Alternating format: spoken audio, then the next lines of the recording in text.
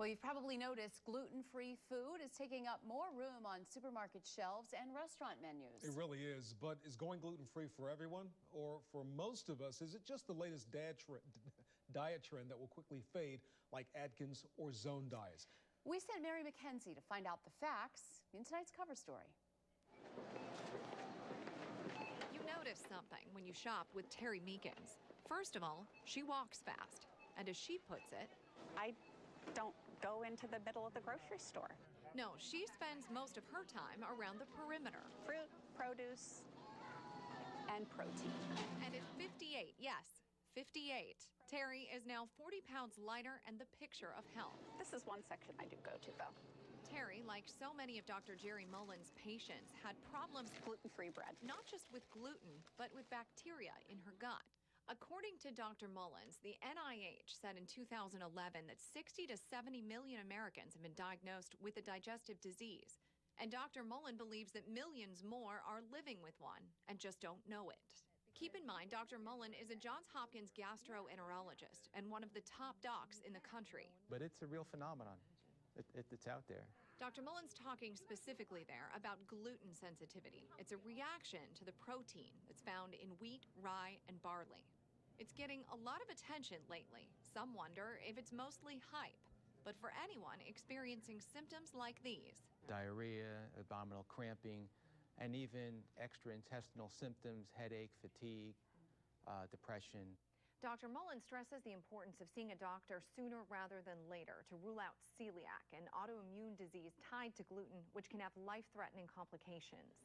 And while Terry doesn't have celiac, she was having some serious medical issues, and that led her to make some major lifestyle changes. I am gluten-free, sugar-free, and dairy-free. Which led quickly to a major improvement in her overall health. Within about 2 to 4 weeks, sort of a fog had lifted. I don't get that afternoon sort of downtime. I have a lot more energy. She was eating healthy before, small portions, lots of fruits and vegetables, but nothing was working. She thought menopause, middle age were causing her to feel so badly. But now that she's been living this way for a little over a year and living without chronic sinus infections, constant stomach pain, and even arthritis in her hands. But I think more than anything, I haven't been at this weight since I was in high school. So I haven't been at this weight since I was in high school. I have 4 kids. In fact, she went from a size 8 to 10 to a size 0.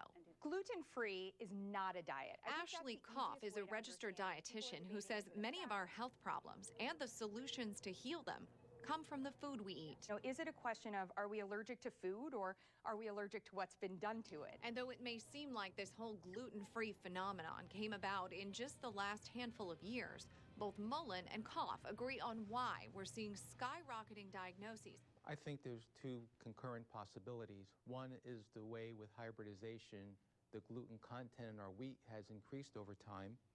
So can we handle that load and digest that load? He says the balance between good and bad bacteria in our guts is fragile, and it has changed over time due to a number of factors: heredity, but also stress and the amount of junk in our diets, with or without gluten. It's good that there is a gluten-free market for the celiac or the gluten-sensitive, but of course commercially it's being overblown for weight loss, for overall health, because there is gluten-free junk out there. His advice to all of his patients is to truly listen to your gut. Red peppers, yellow peppers, orange peppers, but not the green ones. And to heal it with food. They're too hard to digest. Mary McKenzie, Fox 45 News. Mushrooms.